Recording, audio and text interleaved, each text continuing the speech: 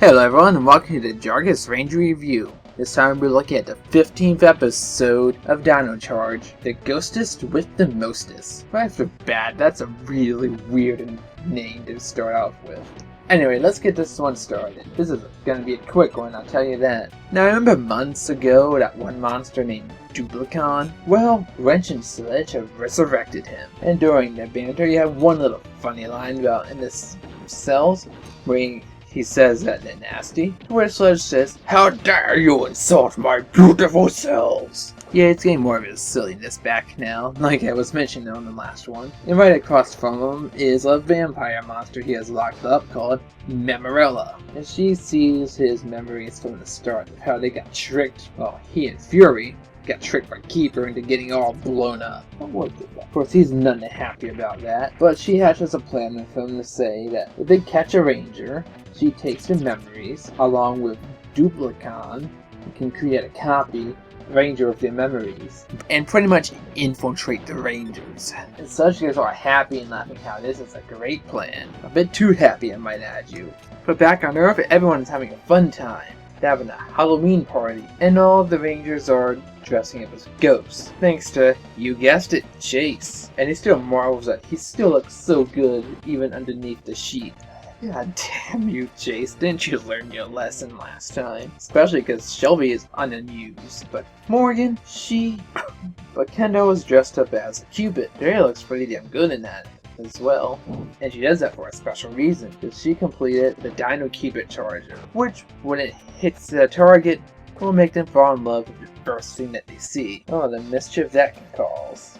Now, in the middle of the party, then nothing special happens after that. They all go into the party, and Memorella just walks right in, freaking out Kendall, but she don't think much of it at the time because it just looked like a real creepy costume. And when trying to chat to the other rangers, she gets their names mixed up because they all look the same. And Memorella just grabs one that was going to the bathroom and drags him out and ties him to a chair. Kendall ain't having that because she has alien energy detected 20 minutes ago, so she goes to the command center and checks up on his security camera and sees that they were taken. So she calls the other rangers, all to show up right away. And what we see happen since then is that whoever this mystery ranger was, they were just tied to her chair, they scan the memories. We don't know anything specific, just a bunch of flashes. Just a bunch of flashes of the whole team together. And then she has Duplicon copy whoever this person is. And just how would you know that was a ranger and that they would be there? I mean, if you knew that, you might as well come down to destroy them right away if you know that's where the rangers are. So Duplicon and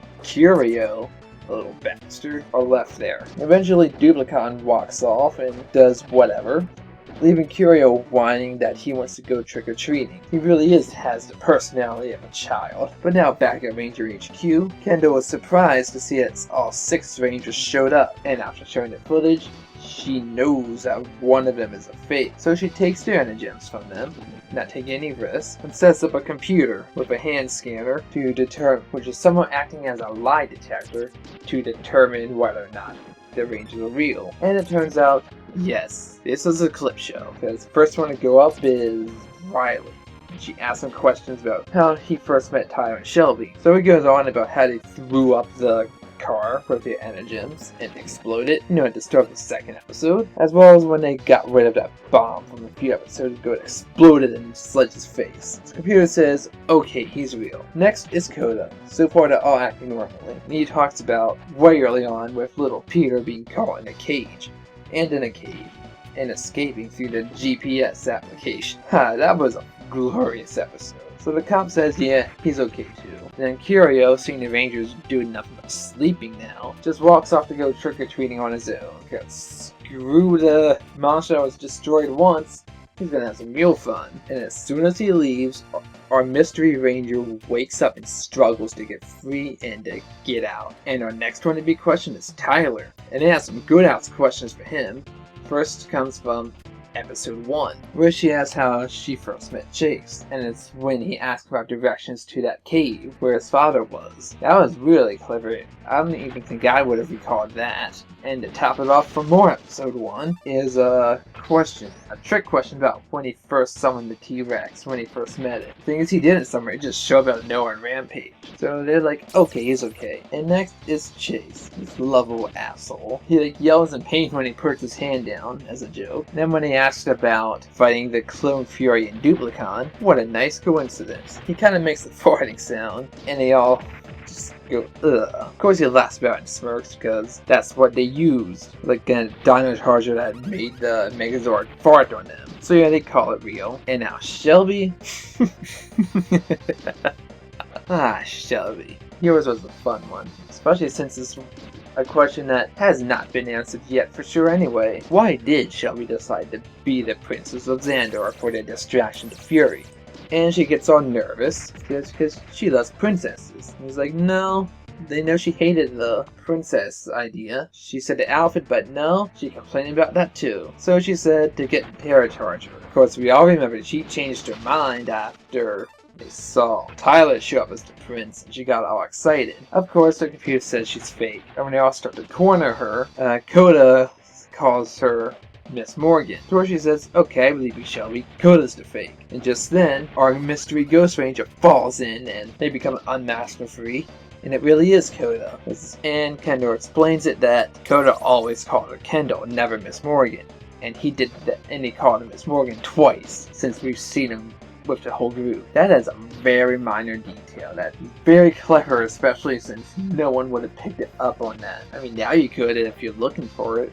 But if you're just watching and not thinking at all, no one would ever suspect that. So very good, Saban. That was extremely clever writing. Knowing that she's outmatched, Mamarella turns her back and leaves. But not far because the Rangers go out and fight her. And she summons Vivix. And what Tyler says is right. This is going to be a really quick battle. It starts off Ivan getting an idea to use the Cupid Charger on the Vivix. So Shelby uses it. And then they grab a mirror to make them look at Mamarella, and they all cling to her because, of course, they fall in love. More than love, they're almost jumping on top of her. And so Ivan uses his lightning final strike and destroys her without any challenge whatsoever. And then a noise sledge fires the Magna Beam. We know this story by now, but something strange happens for the Megazord fight. Ivan says he's got it, so he goes into his Terrazord and then has Tyler show up in his Pagazord, which, what the heck is that?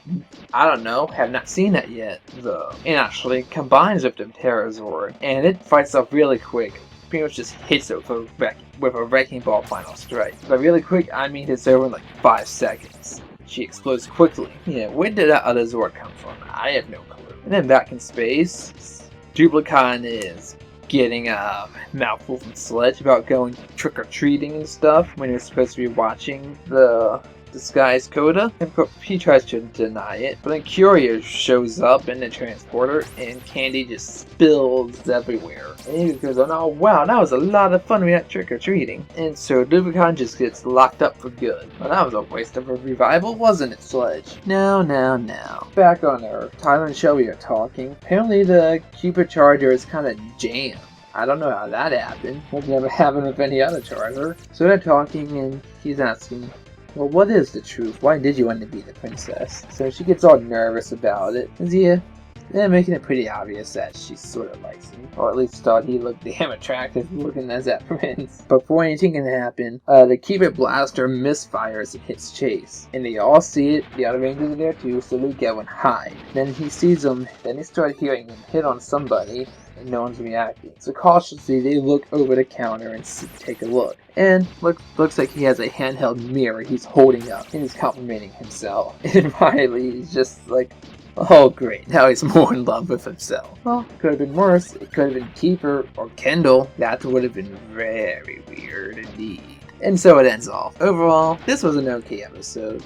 I don't even remember the last clip show they did.